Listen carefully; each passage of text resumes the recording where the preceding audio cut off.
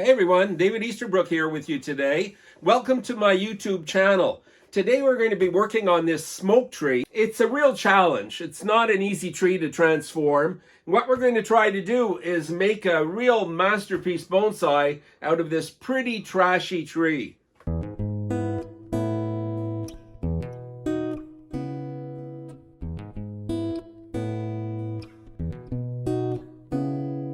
Okay everyone, I'm super glad that you're back with me today. I know I'm not always consistent with the YouTubes, but anyway, today is Friday, April the 8th. Here in Montreal, it's really cold today. It's been snowing all day. We've got a coating of snow everywhere. On top of that, I have COVID. And the reason I'm not wearing a mask is my cameraman also has COVID. So we're in this together. That's life. I still have to repot bonsai. Today I repotted about 5 so far, and this is the last of the day. This is an old nursery tree that I found in a neglected corner of an old nursery, and I think it's got some potential to transform into an interesting bonsai. So let's get started. This is a smoke bush. It's considered to be a very tall shrub or a small tree. There's many varieties. It's a garden ornamental, and there are varieties that have purplish colored leaves and pink flowers, but this is actually the one with green leaves, and it'll have white flowers. The leaves are quite large for bonsai, but it's an unusual specimen, one of those zoki bonsai that the Japanese like to have hanging around their collections, just to give a little bit of interest to the collection. So I've studied this tree, or the reason I bought it is because I like this weird angle coming out here where this branch broke off and then it kept on growing, a branch kept on growing. And there's another one here jutting out like a sore thumb that I think I can do something with it. The trunk that I really don't like is this one that you probably think I should keep. It's very long. It's got some nice deadwood on it, but as we know that deadwood does not last a very long time on a deciduous tree. I've had a few other smoke bush bonsai and could never keep the deadwood for more than a few years on them. So I think I'm going to remove this because it's too tall and too straight, and I have other plans for this bonsai. So I'm going to start by getting out my saw and cutting it off. I don't think I'm going to be using or leaving any gin on it. It's cutting, but it's here. I'll get a larger one. I like the Japanese saw because it's got a finer cut.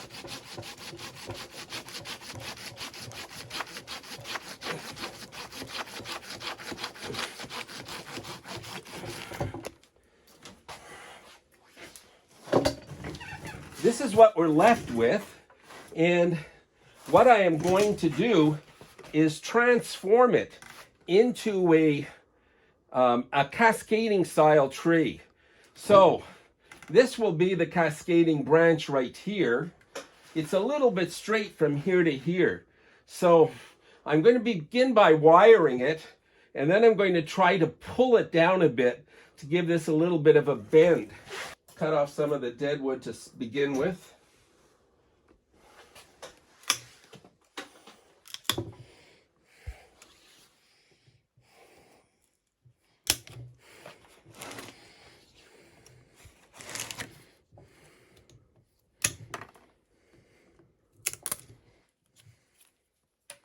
I want to keep part of this. I'm going to need it when I bring the branch down. Okay, so now I'm going to wire this larger branch here.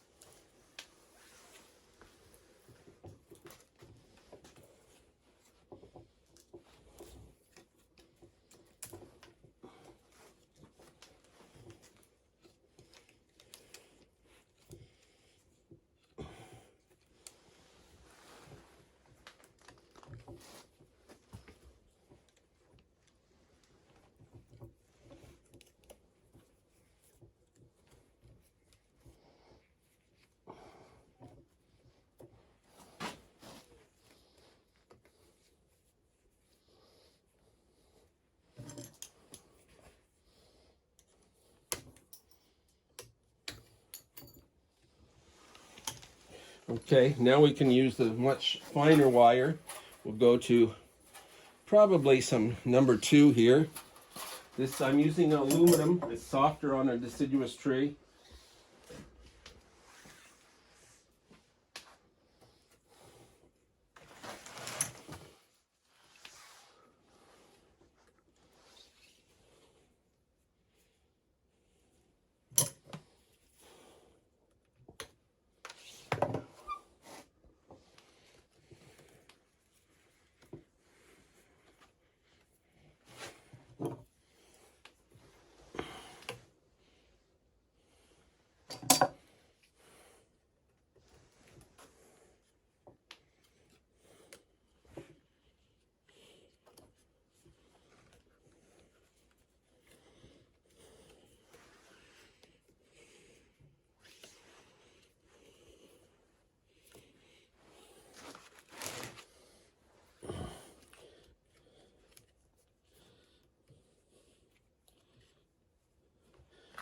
So now we'll use some slightly thinner wire, some 1.5.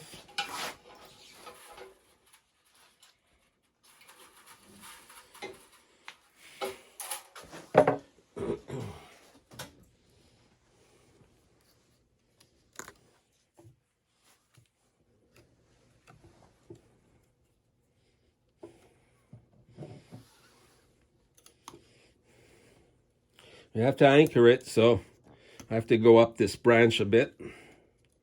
And finally, there's a couple of side branches here that we're going to do. Secondary branches.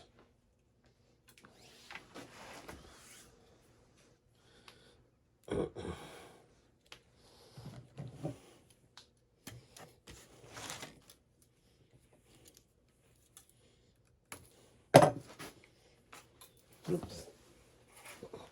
And here we go with the last one.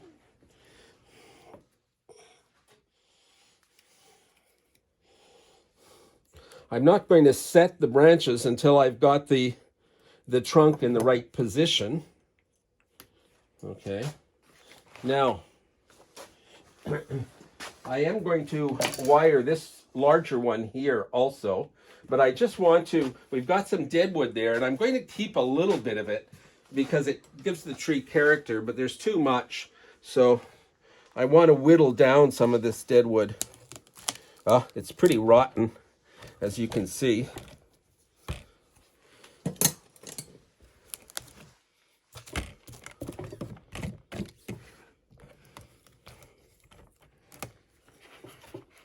Well, I didn't get to keep much of it. It was pretty rotten. That's okay, though.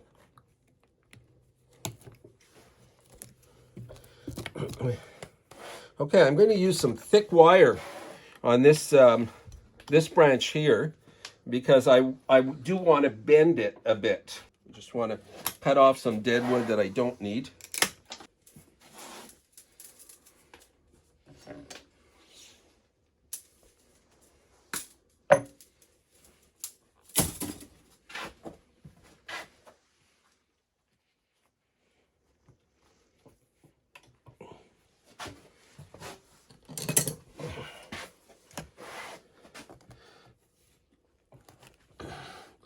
Anchoring that wire in deep.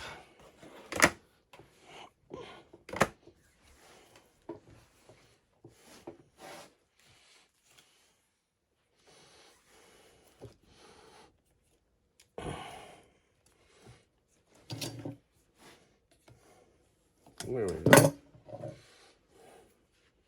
Okay, now shorten or remove a branch that I don't need over here. I don't need this one inside. Okay, so next step is to wire this one down here.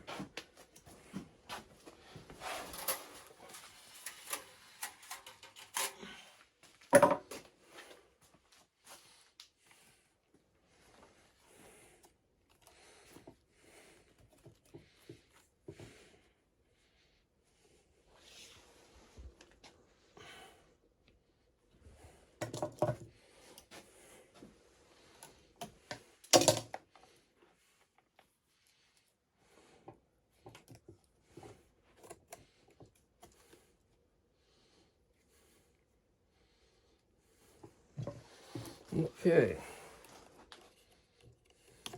Just want to get some moss off the trunk while I'm clean it up a bit.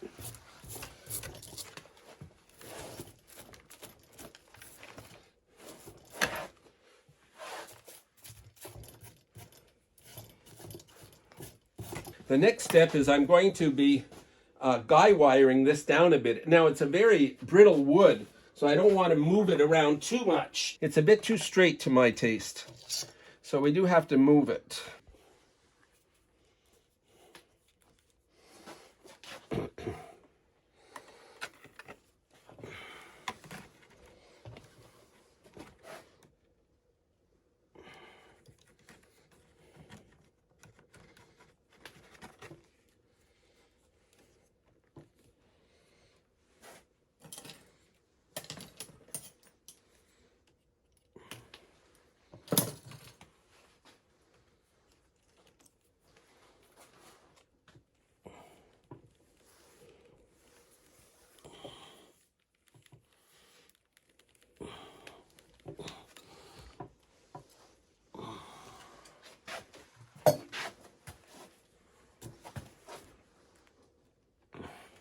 Try just a touch more, but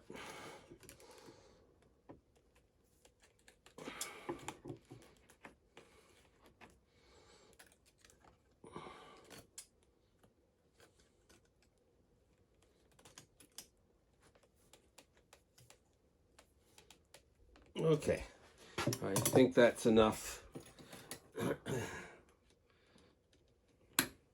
I'm going to take it out of its pot, and we're going to be arranging some of the branches once we get it into the pot.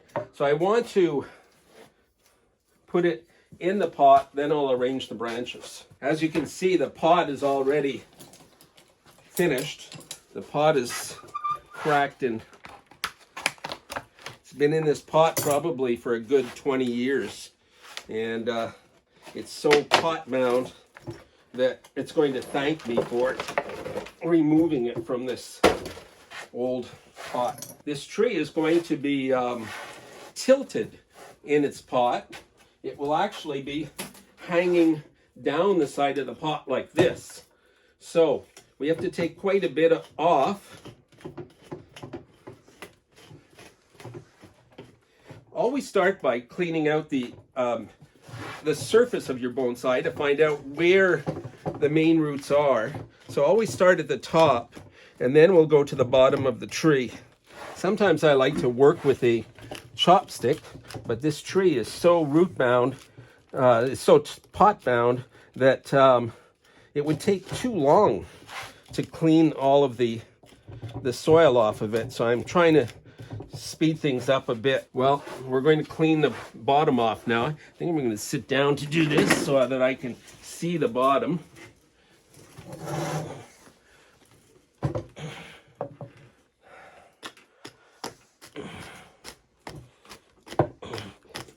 Now we are going to have to remove quite a few roots too, because if we want to get it in the pot at the right angle. But then again, I've removed a majority of the upper trunk, so that means that I can remove more roots than normal. It's always hard to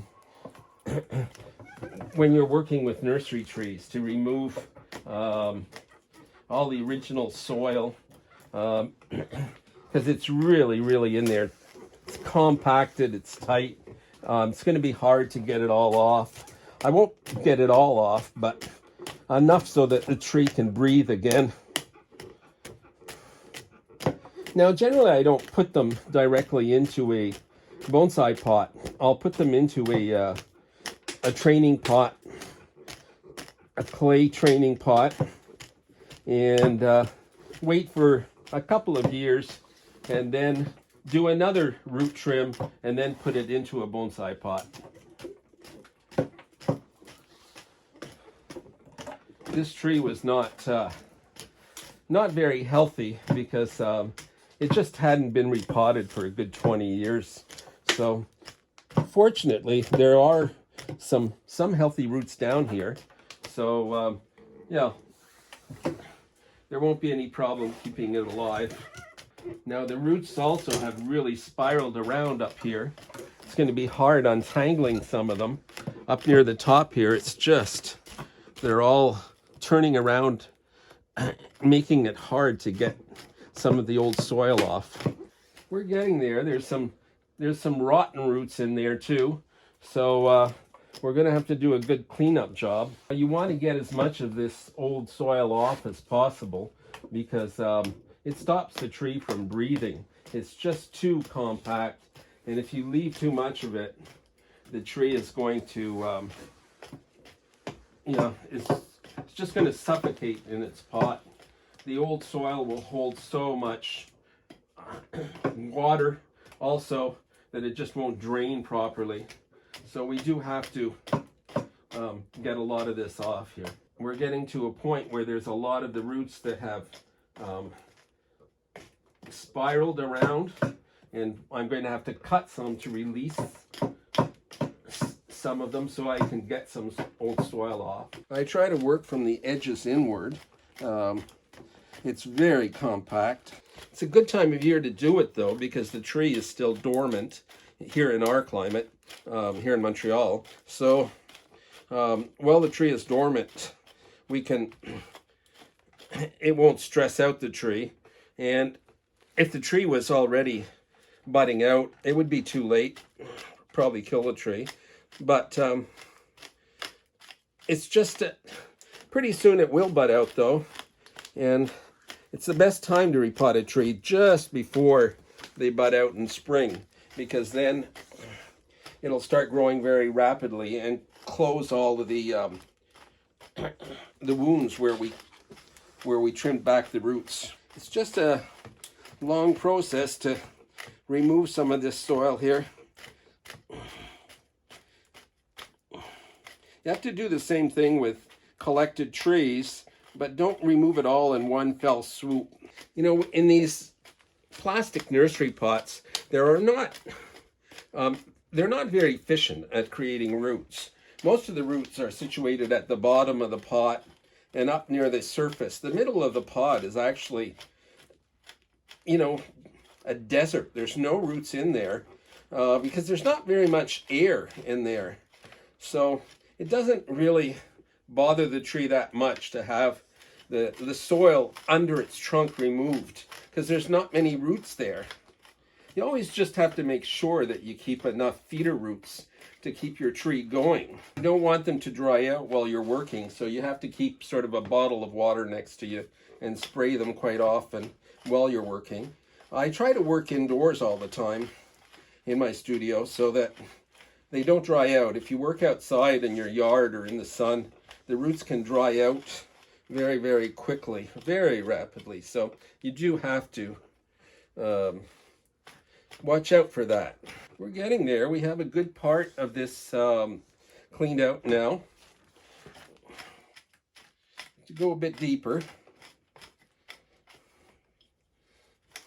we'll go until we get to the bottom of the trunk. It's still a lot of old dirt in there, still coming off. I even sometimes resort to washing the roots if I can't get a lot of it off. I never do it for conifers though. I try to, most conifers except for junipers and thoya, if you wash the roots, you'll lose your mycorrhiza. So you have to sort of watch out for that. So I don't bare root conifers, but deciduous trees, I'll often bare root them to get off all the old soil. The main root underneath is rotten, so I'm actually removing a lot of rot in here in the middle. All this part in here is old rotten roots right in here. So you can see that I'll get my spherical pruners and prune some of it out.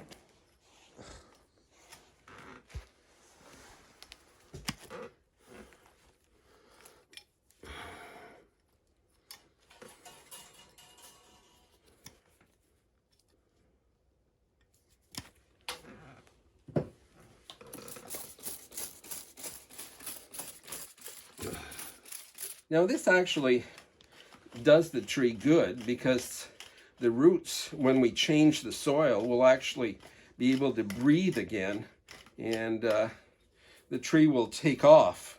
So it's good for the tree to renew its soil. It keeps looking like we're almost through, but then when I turn it on the side, I can see that there's a whole bunch of soil that we haven't even gotten to yet. Might even have to saw some of it off.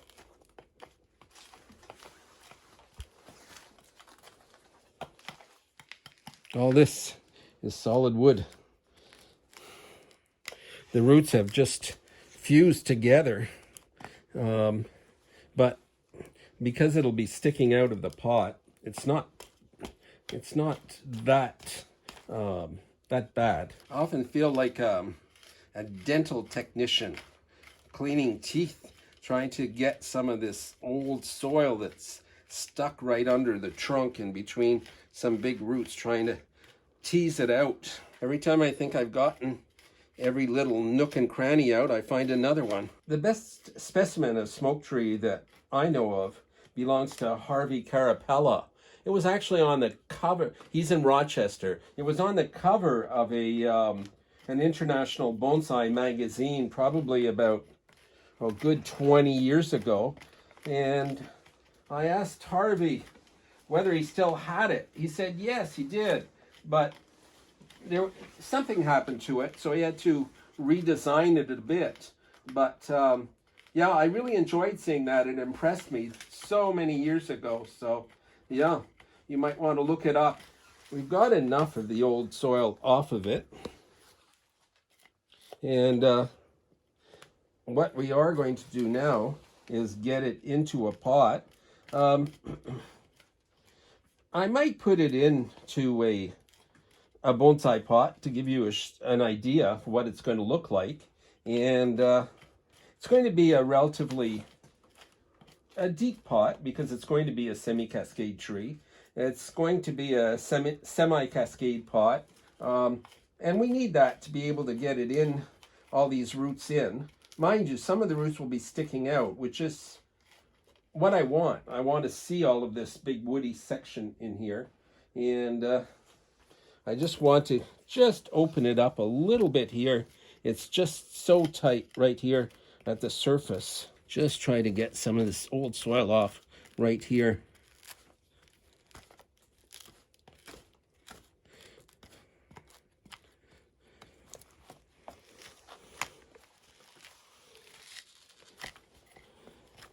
Now there is a dead snag here that's going to stop us from getting it into the pot. So I'm going to remove this snag here too, because I want this branch hanging over the pot.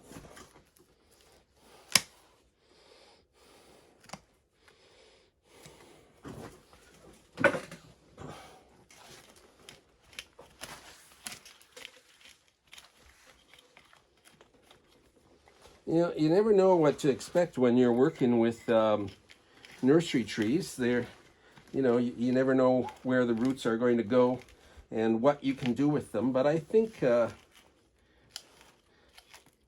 I think we're going to keep on with the original design and make that semi-cascade style that I wanted to see. Okay, so I'm going to clean off the tabletop here, and let's get out a pot and see what we can do. Now we've got the roots cleaned, and it's time to choose a pot. I couldn't really choose the pot beforehand because I didn't know what the roots would look like. And I've pulled out the 3 best pots that I have. None of them are quite ideal. I would have preferred a pot without any edge so that there would be a space between the cascading branch and the pot, so it wouldn't inhibit the cascade. Here, it can't go down quite low enough in this pot because of the edge. So we've got a problem with this one here. The color is all right though. Now, next choice is this beautiful Cézanne pot. Cézanne was Reiho's father. and he's been dead for maybe 20, 25 years now, and he was a master potter. He did unglazed pots, unlike his son. So here we don't have an edge hanging over. It's the lip is turned inwards, so the tree goes down better in the pot, and it's quite a nice arrangement. Except the pot is gray, doesn't go very well with the brown color of the trunk, and on top of that, the the pot, it's a very expensive pot. It cost me $450 in Japan, and that was probably about 15 years ago. So let's see if we can try another pot. Okay, now here we go with this one here. This one here is another Japanese pot. This one here is another Japanese pot. The color goes better. Because of the wide edge, the tree can't go down far enough, though, because of the lip, but it still looks best in this pot. The diameter of the pot goes well with this large root system. The color goes quite well with the reddish new branches. So we're going to be using this pot here to pot this tree in. All right, so I'll get the pot ready, and then we'll pot this tree up. So just need a screen.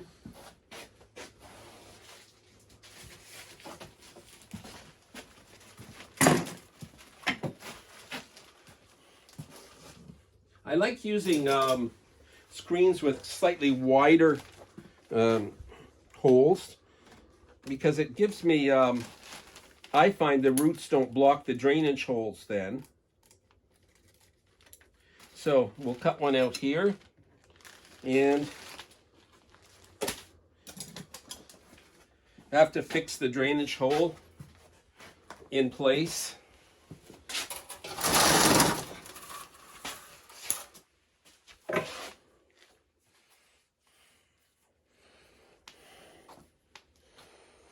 Adjust the loops.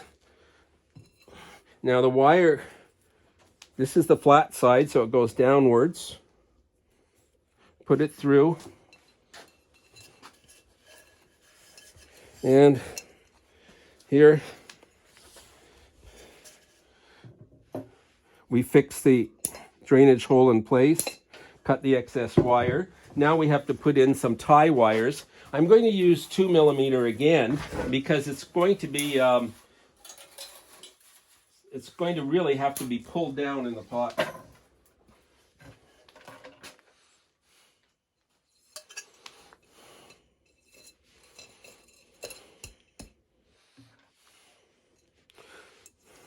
Two wires are sufficient. We don't need 4. And just before putting it in, that the original branch that I had cut off, I was just cleaning it up a bit. I was cutting some of it off. I didn't want it to be so obvious.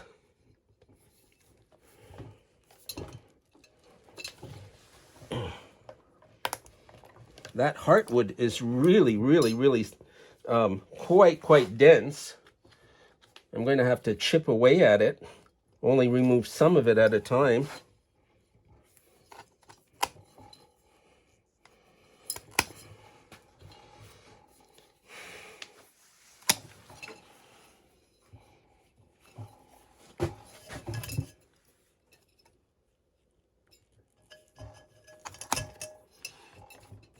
Okay, there we go. We'll put a little bit of cut paste over the top.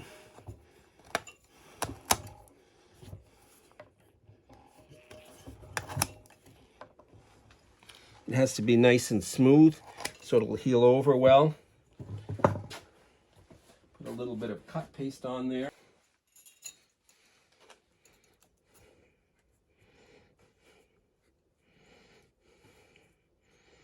Okay, there we go. Try to get this done before you pot your tree up, because it's once it's in the pot, if you move it around, you can actually create air pockets. Some coarse substrate in the bottom of the pot for drainage. Don't want too much. We want to get that tree in there, right to the bottom. Wait a minute, I'm going to turn it the other way. My longer wires are here.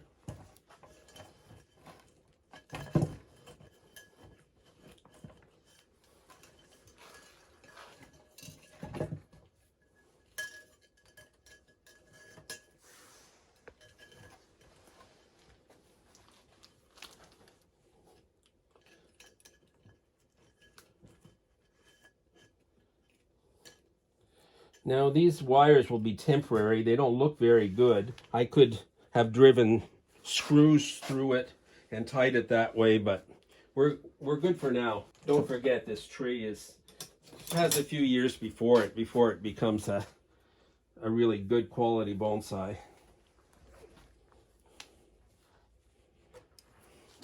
We just don't want it to move in the pot. I'm going to put some more coarse in the bottom.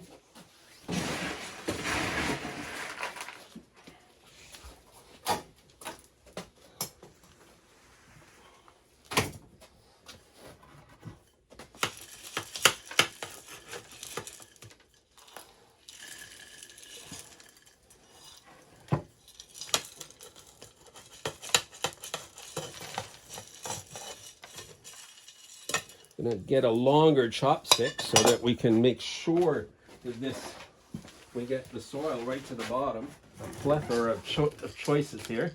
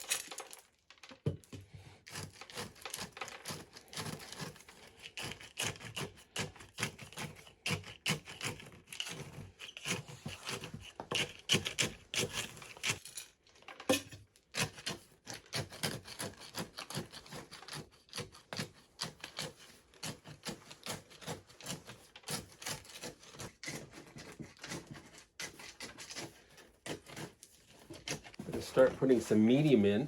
Before, I'm going to put a little bit of Osmocote.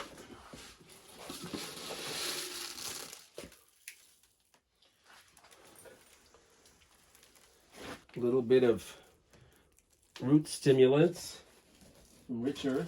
Some mycorrhiza in here. Okay. Start by putting some finer medium. This is medium size, it's not the fine. Now we're going to work that in.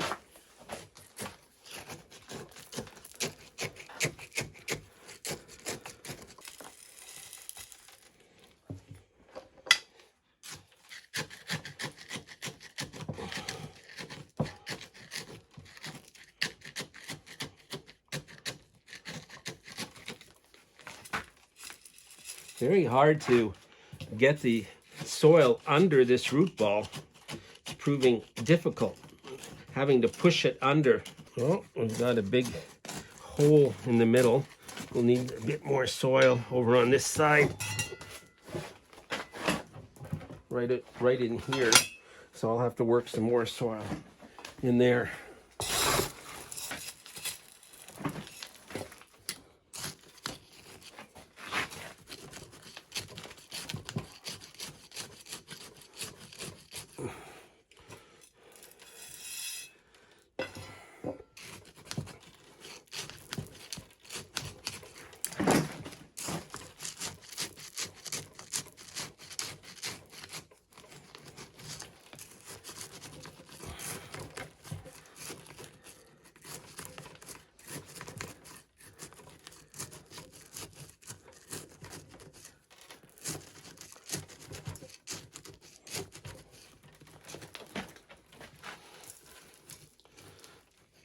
that big hole under the trunk. Whoops, I thought we had it filled.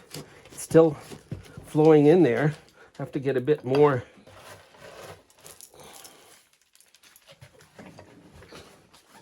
Soil in there. I'm just checking everywhere now.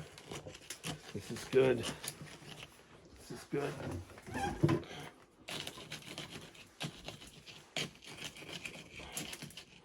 This is good. Whoops.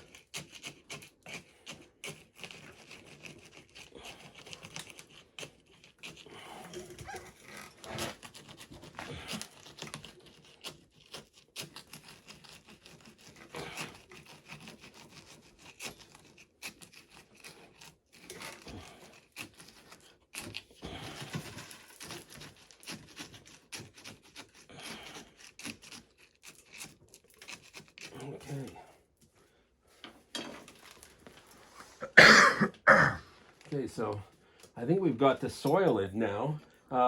What I'm going to do is I'm going to wet it slightly. I'm going to put a little bit of peat muck around it, and I'll be putting some green moss. Then we have to arrange our branches. We haven't even touched our branches yet.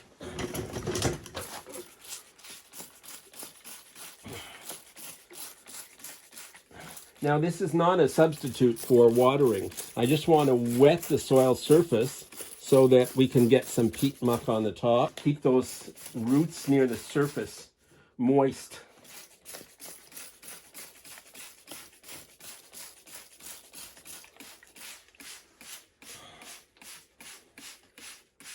I'll just put some peat muck on the top, put a little bit of moss, make that look a little bit better. Okay, here I have some keto. It's actually, the English name is peat muck. It's a combination of academa dust, about 50%, with another 50% of a very black, oily bog soil collected in bogs formed by reeds, rotting bulrushes. And there's about 25% of sphagnum moss that's included in it, mixed in with it. And it forms these very sticky balls. And this is to form a transition between my trunk and the ground. And then we'll be putting some green moss over that. It'll keep the soil in also and keep these roots moist.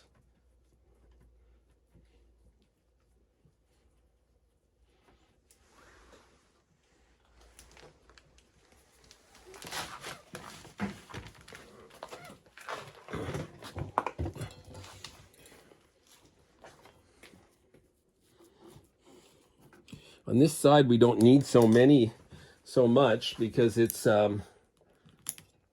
there's not so many roots exposed.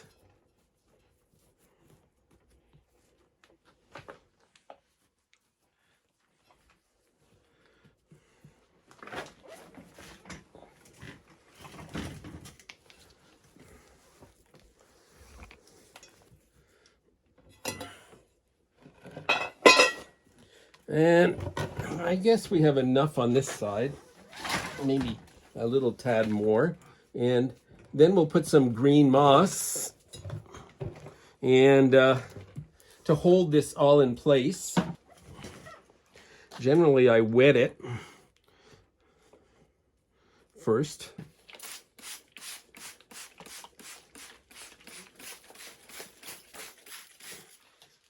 Better to have larger pieces because it holds the soil in better, I find.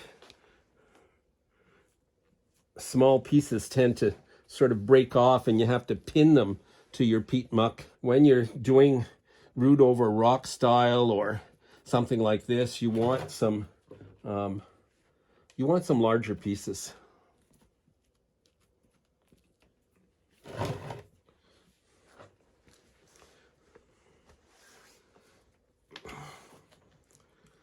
Now, eventually, we'll expose the roots more and more, and a lot of this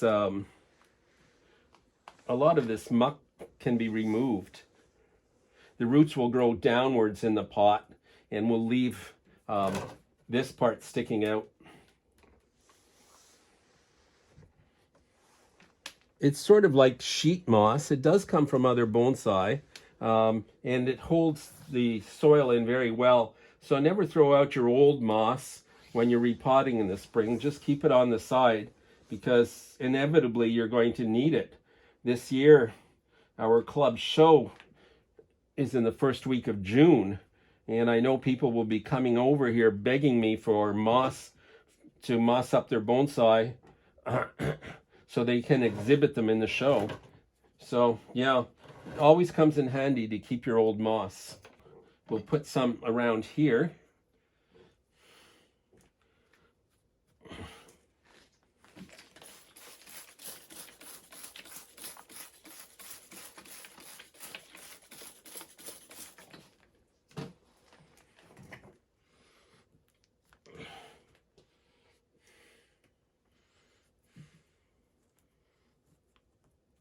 There we go.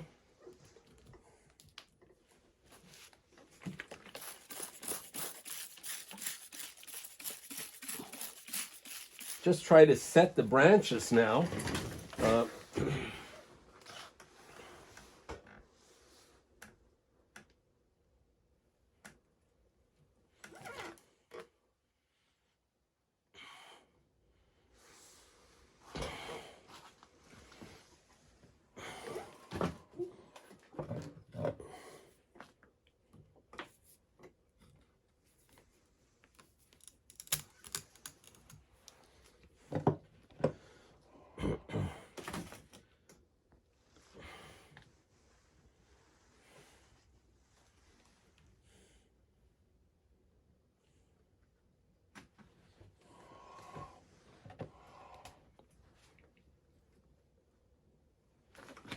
Now, we want this top sort of flowing over toward this one. It's too empty, I feel, without it. So we really do need this secondary top here. I just hope I put some wire that was thick enough in order to bend it.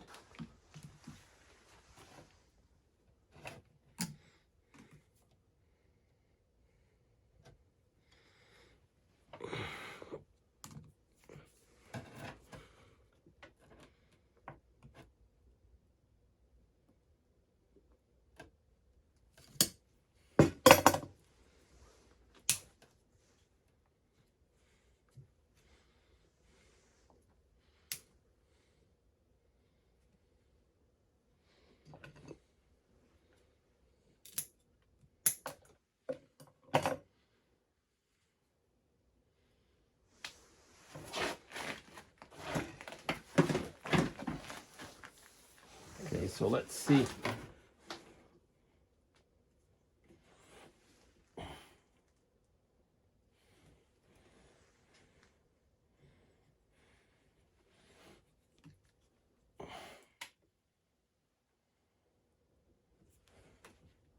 Okay, so you want the movement being a reflection of this one here. Here we have the end result.